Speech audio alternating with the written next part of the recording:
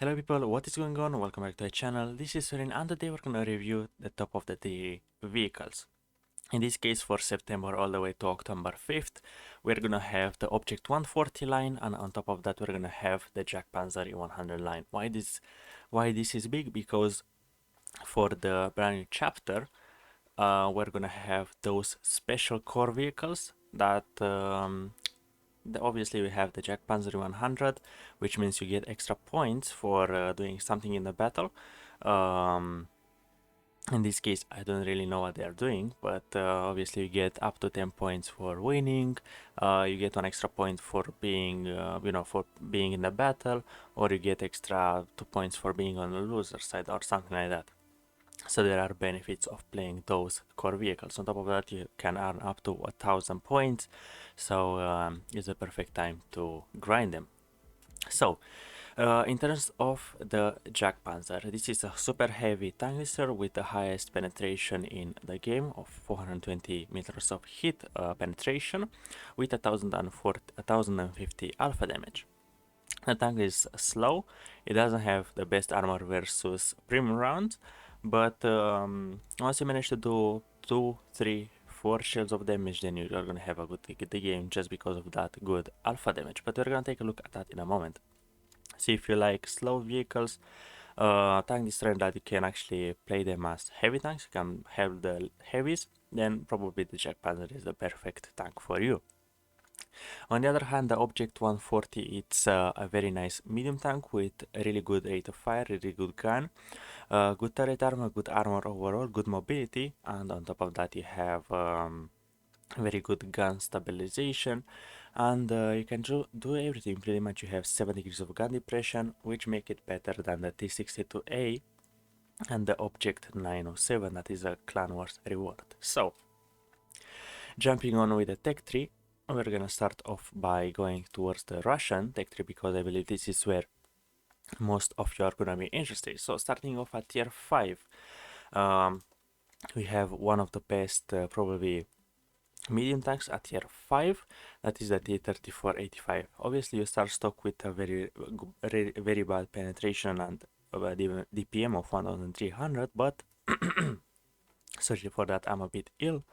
But once you get the 57mm, which is in my opinion better than the 76mm, you get 2200 base DPM, really good accuracy, good penetration on AP and APCRs of 189 on a tier 5. Keep that in mind, you can penetrate tier 7s reliable in even in their turret, most of them. But consider that the gun reload is under 2 seconds. Once you pump it up, you're not gonna be shrinking that reticle in, to say so. But the tank is very good. It's not really good for beginners, in my opinion. It's to have good games, you need to know how to get the most amount of that gun, because obviously you have a high rate of fire with a small damage per shotgun. But once you get it working, it is gonna feel better than an autoloader, in my opinion. I think I have this vehicle. I never played it because I don't play tier 5 that often, but it's a hidden gem in the Russian tech tree. And on top of that, I forget to mention that the gun is compatible with the T28, which is leading towards the KV1. So most of you, I think they have the KV1, so that is the gun that you unlock. It is the same gun, but it's a tier 4.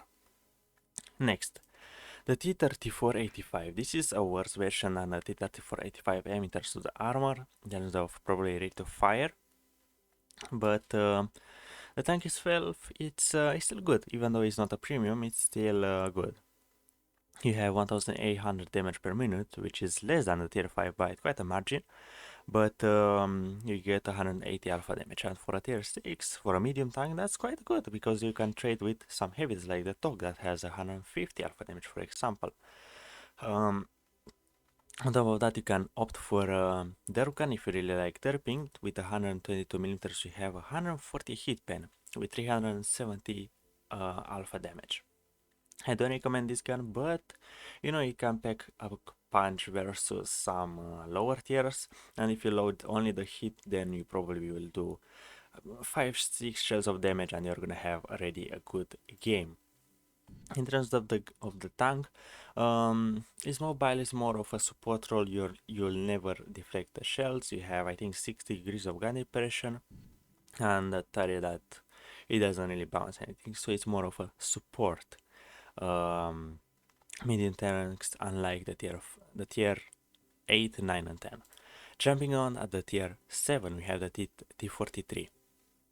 And this it's a better version of the T34 85M in my opinion. You obviously have once again the 85mm, which is the same as you had on tier 6, but what you get extra, it's 200 extra DPM. In terms of that, that's all. You don't get any dispersion bonuses, you don't get anything in particular. You just get more DPM because you're a higher tier, you get more hit points, but you can still use the derp. You have pretty decent mobility. This time you start to pack some armor of 75mm, so if you can, in turns you can side scrape. You have 80 meters um, of the turret armor. Actually, let's make this thing fully just like that.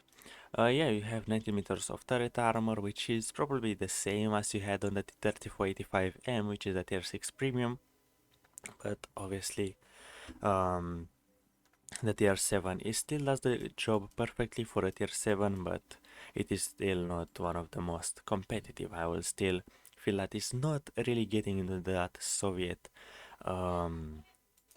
tank like you have on tier 8. For the tier 8, this is gonna be a long grind because you have so many modules. You are splitting inside two lines for the object for 30 and the T54. But for the T44-100, it's a beautiful tank. It is, I think, the same as the T44-100, which is a premium, and it was one of the best premium tanks for quite a long time. That was back in the era where obviously we had, I don't know what was really competitive at the time, the Patriot or whatever that was, the Super Pershing and so on. But the vehicle still does really well to this day. I mean, 2000 DPM, it's good for a medium tank. You have 250 alpha damage, actually a big increase from the 180 that you had on the previous generation. You have much better penetration of 190 and 247 on your APCRs. And the tank has good dispersion. In my opinion, I still use vertical stabilizer on rammer and turbo, or whatever I was using, the IRM, vertical stabilizer and optics, if I remember correctly. And this time you are starting to pack a punch inside the armor. As you can see, I have my second mark of excellence. I never bought it back to actually finish the 3 mark. I should do that at one point, but yeah, don't use the 122 millimeters. You have worse accuracy, you have worse DPM. The 100 millimeters is the key. So, in terms of the vehicle itself, now you have 19 meters of upper plate armor. That is not good. You have 75 on the side, which means you can side scrape reliably. You have 190 on the turret, which is very good. And with this tier you start to feel like you are a Russian medium. You have the armor, you have the gun, you have all of the performance to play it as a support roles with the heavies. In terms of the mobility, it's on the slower side. I feel like 61.5 is not the fastest, but it's still going up 51 kilometers, which is good, but by today's standard is not the best.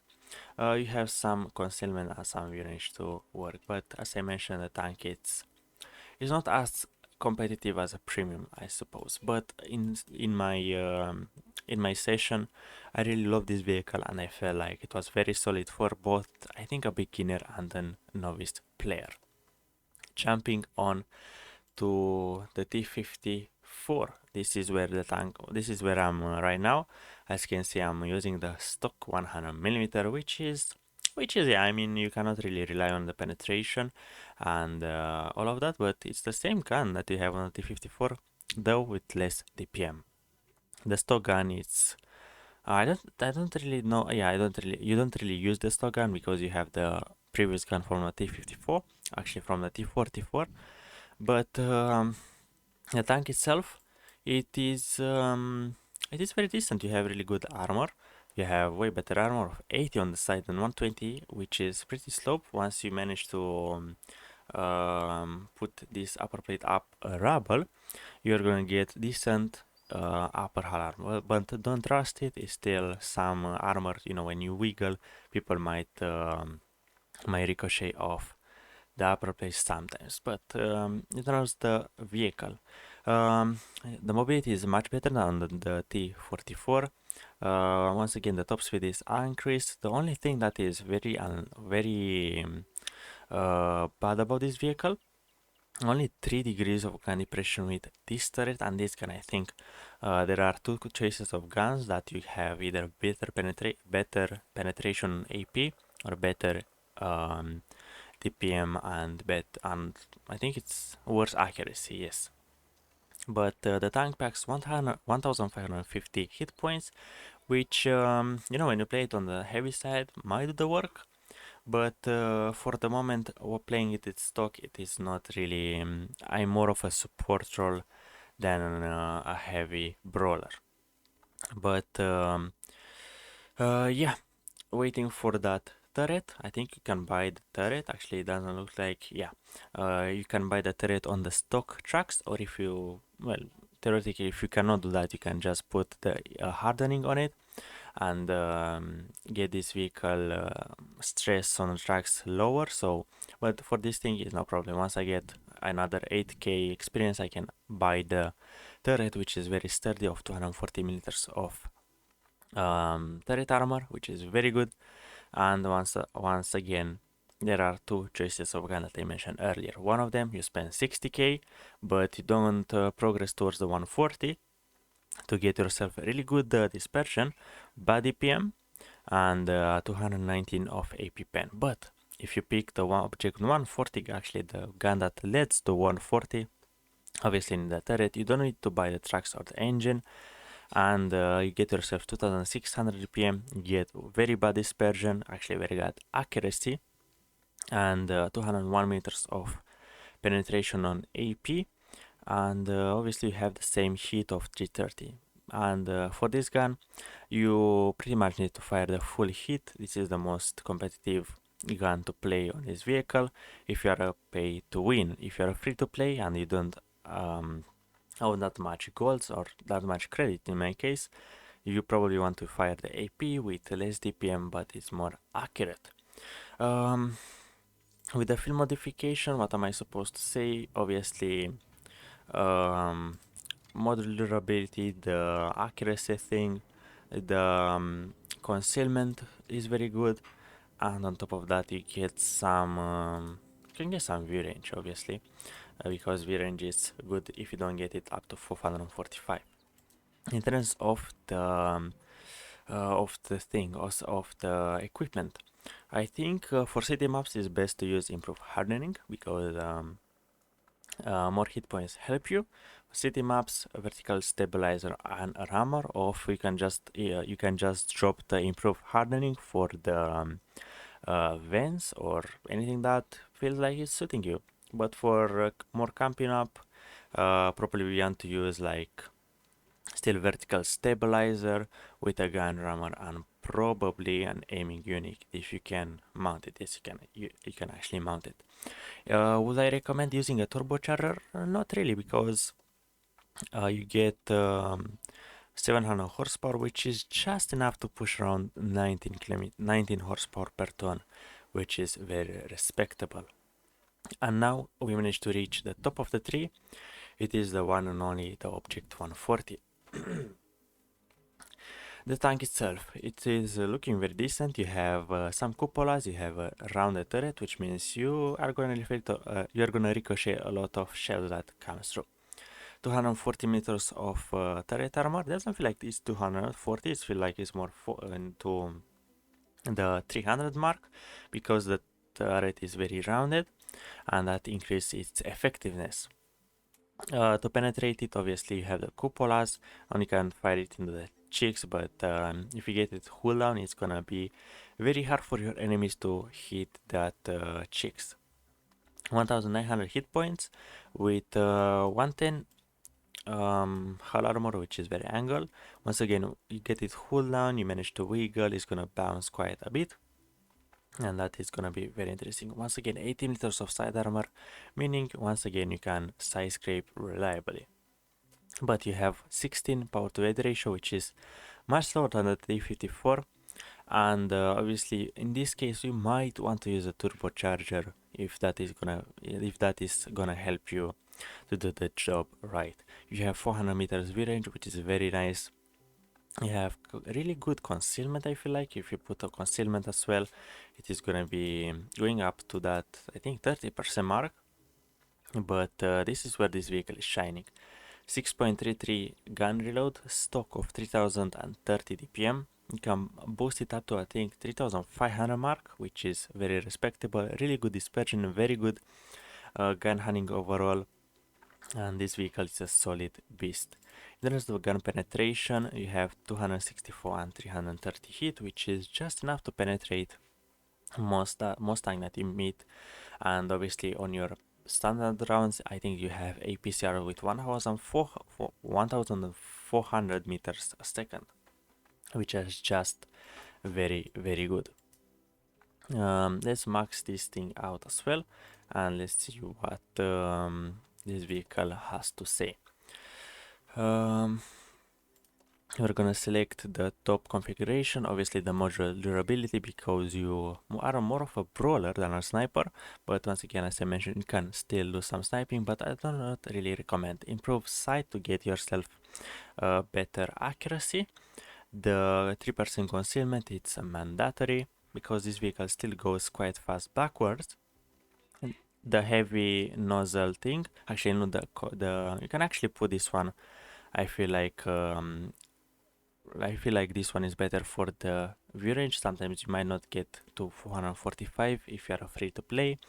On top of that, probably the suspension durability is still gonna help you to do some to not lose your track, but obviously the repair time is gonna go a bit slow, so keep that in mind. And on top of that, once you manage to fully unlock the vehicle, you get towards the 17 power to weight ratio mark, which is very, very good. In terms of the equipment, probably once again rammer, vertical stabilizer. Actually, we might not want to use vertical stabilizer, but probably want, because you want to snapshot a lot, you have really good rate of fire and stuff like that. But as I mentioned, turbocharger, a vertical stabilizer, and rammer will be perfect, I think. You can put vents as well. You can put what else can you put? Probably improves rotation mechanism, but it's worse than a vertical stabilizer, so no point in having it. And you might even want to use coded optics if you really want to, be that guy that has 500 meters of view range. So yeah, that was all about the Object 140 line. I'm gonna follow it up with the Jack Panzer line, so stay tuned for that.